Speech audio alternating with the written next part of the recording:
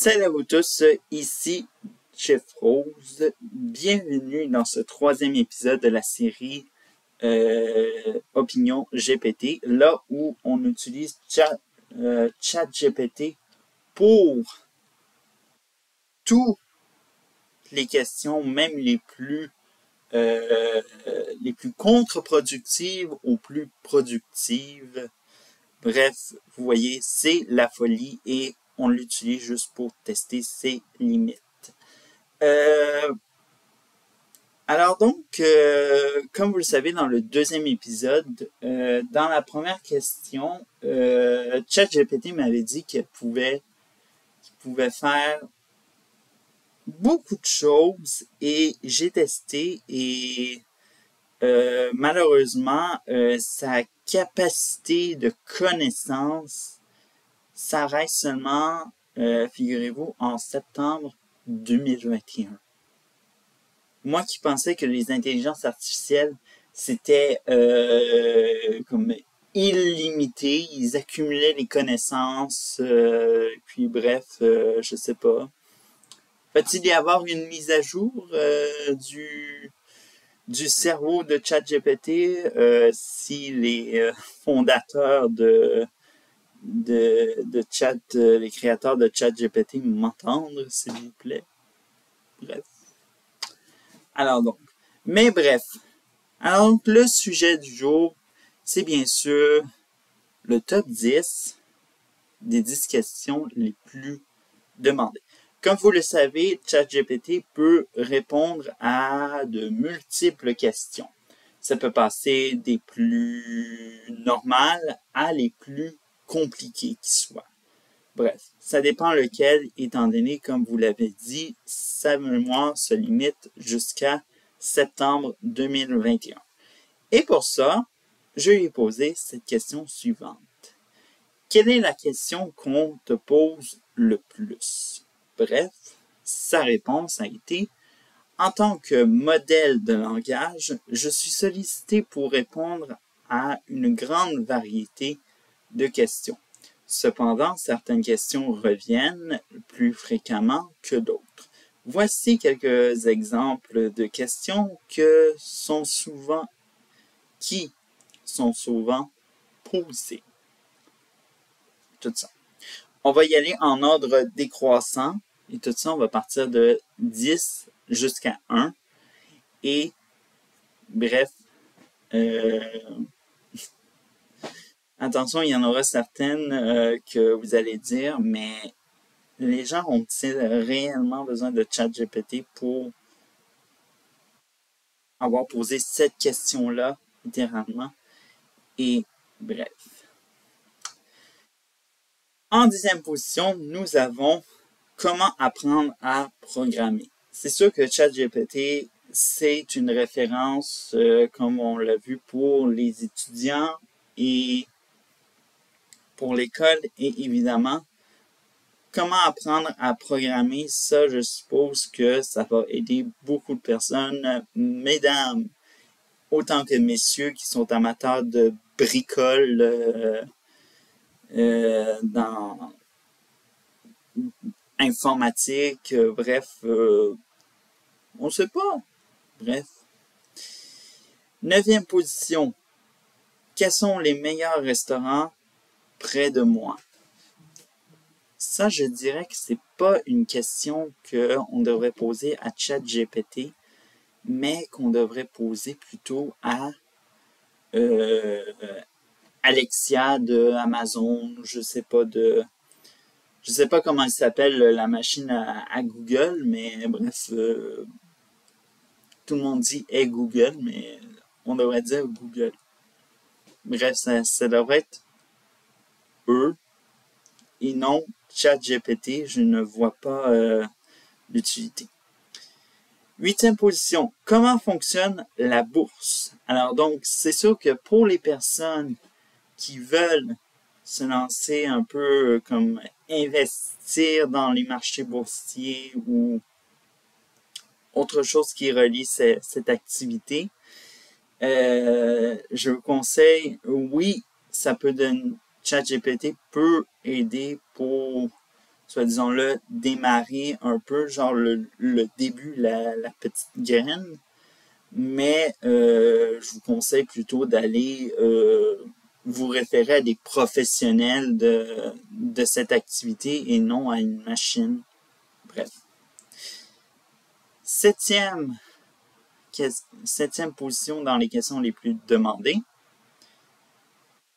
Quels sont les symptômes de la COVID-19, alias ce que j'appelle le virus en C?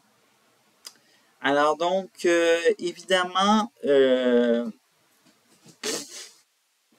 vous conseille littéralement un professionnel de la santé que plutôt une machine et tout ça, parce que littéralement, comme je l'ai dit, sa connaissance s'arrête jusqu'à septembre 2021. Alors donc, je pense que il y a peut-être quelques petites connaissances qui ne sont pas ajustées et ça mériterait peut-être une mise à jour, raison de plus.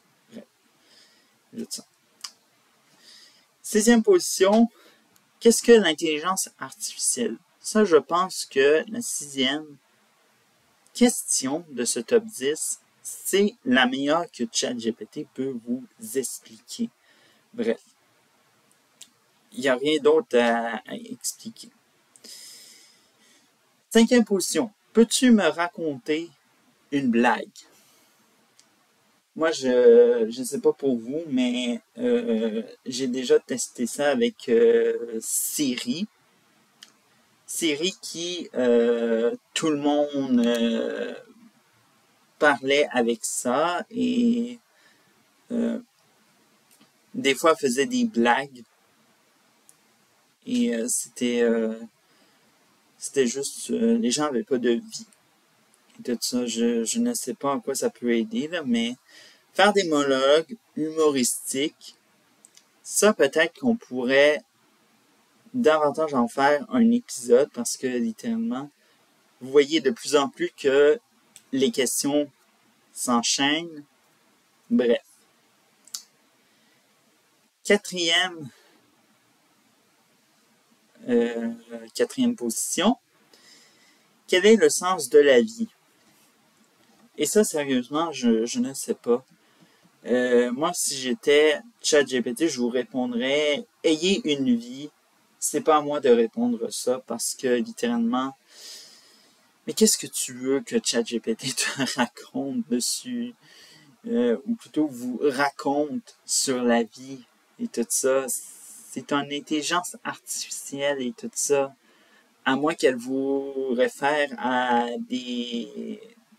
qu'elle se réfère à des philosophes ou à des choses de même. Moi, j'ai jamais vu ça, mais bref. Néanmoins.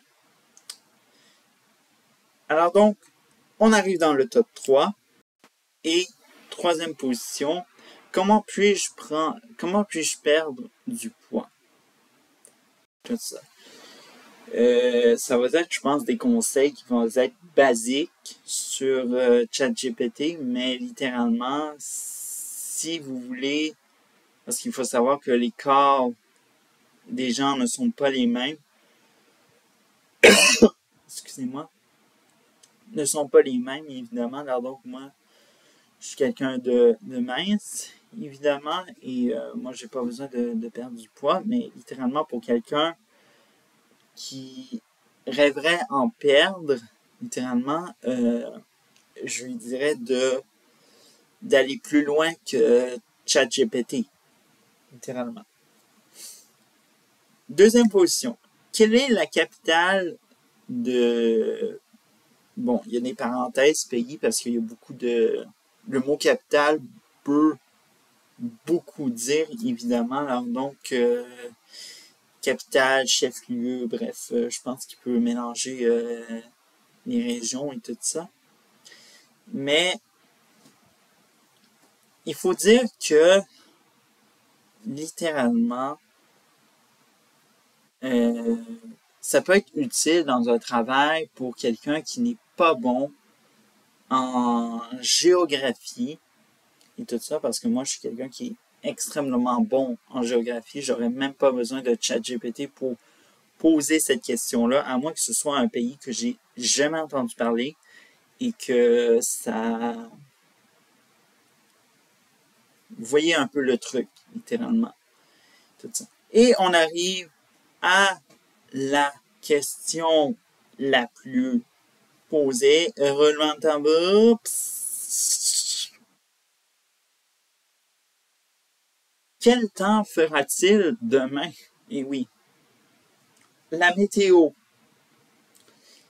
Mais pourquoi utiliser ChatGPT alors que Alexia, Google, Météo Média, Météo Canada, toutes ces bonnes références qui peuvent te donner rapidement la météo, et puis ChatGPT qui est juste comme sur sur le téléphone ou sur Internet. Oh, un petit peu tout ça. C'est un petit peu tout ça, tout ce top 10. Excusez-moi, je suis un petit peu essoufflé. Non, je vais pas m'effondrer ou quoi que ce soit. Mais littéralement, un petit peu chaud, littéralement. Alors donc, comme je l'ai expliqué, je vais poursuivre la réponse de ChatGPT. Cependant, il est important de noter que ma capacité de répondre à certaines questions peut être limitée par mon modèle pré-entraîné et ma connaissance coupée en septembre 2021. Donc, je ne sais pas qu'est-ce qui s'est passé entre septembre 2021 et juillet 2023. Et tout ça, je pense que ça fait presque un an. Et tout ça. Je sais pas si on peut dire que si ces personnes-là sont allées dans une autre affaire ou sinon, bof, qu'est-ce qu'on peut dire d'autre? Mais bref. Alors donc, on se retrouve jeudi prochain pour un autre épisode. Bref. Et j'espère vous retrouver avec une autre question insolite, contre-productive, productive, mais bref. Peu importe. Alors donc, bref, c'est ça. Ciao.